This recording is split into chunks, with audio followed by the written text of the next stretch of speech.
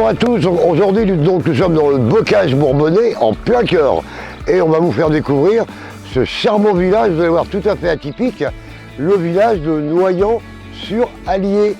Allez, je vous emmène visiter ce village, vous allez voir, il y a de nombreuses particularités.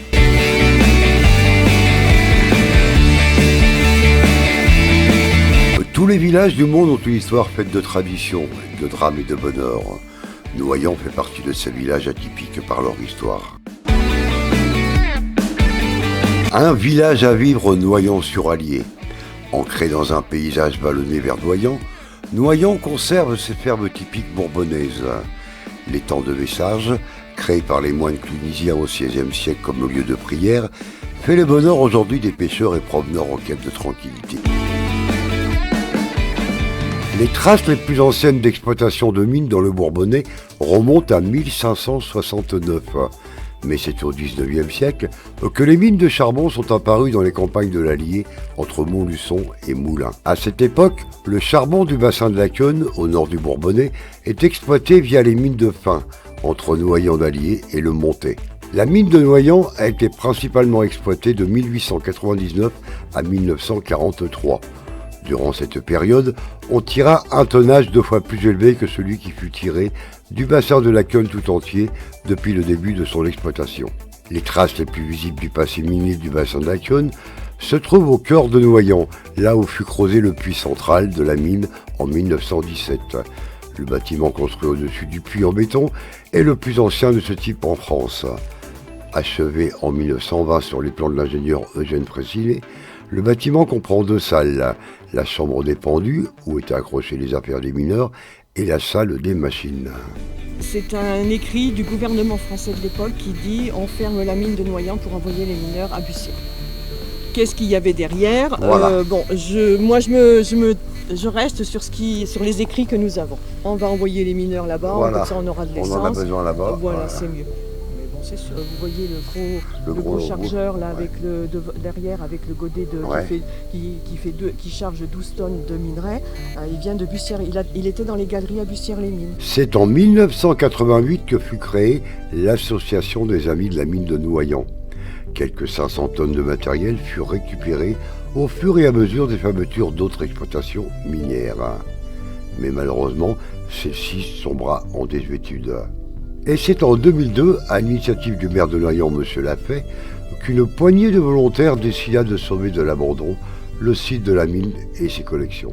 Notre association a été créée il y a 25 ans et donc elle avait pour but de montrer aux visiteurs le monde de la mine sur Noyant-d'Allier.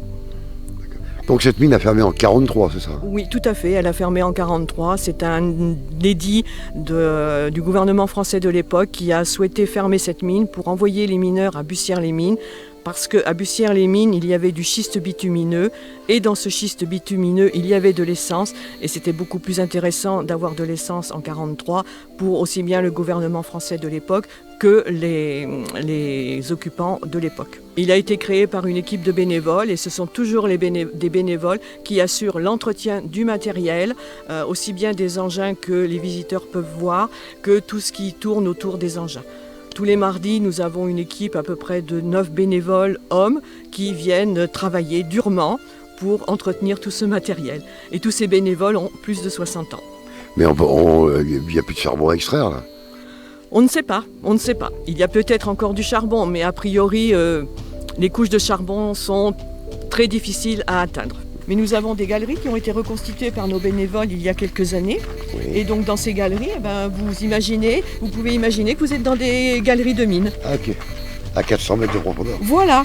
Et puis on fait éventuellement des bruitages parce qu'on fait fonctionner un marteau perforateur. Donc on leur dit, vous voyez le bruit que faisait le marteau perforateur au fond. Imaginez le mineur soumis à ce bruit. Le bruit de la gaine d'aération aussi parce que au fond, il faisait très chaud. Là, on a quelque chose qui est original, c'est une machine à vapeur. Grosse machine là? Oui, mais elle était dans les... Autrefois à Moulins, il y avait des tanneries. Et dans ces tanneries, il y avait cette machine à vapeur qui servait donc à alimenter en vapeur tous les engins de la tannerie et également à chauffer les bâtiments de la tannerie. D'accord. Et donc la ville de Moulins nous a fait don de cette machine. Je pense que le plus de minerais qui a été extrait, c'était surtout dans les années 30, je pense.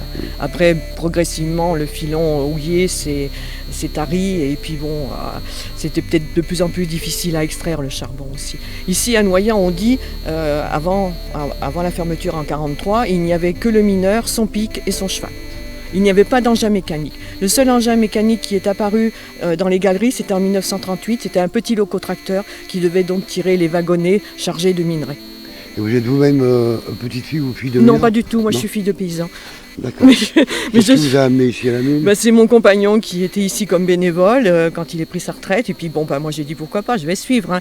C'est normal, on suit son mari. Ouais, non, donc non, je suis venue pu. ici et puis progressivement je suis devenue secrétaire, après guide bénévole et puis présidente. Et puis je bien. continue. Une passionnée quoi. Ben oui, il faut bien s'occuper quand on est en retraite. Ouais, c'est bien.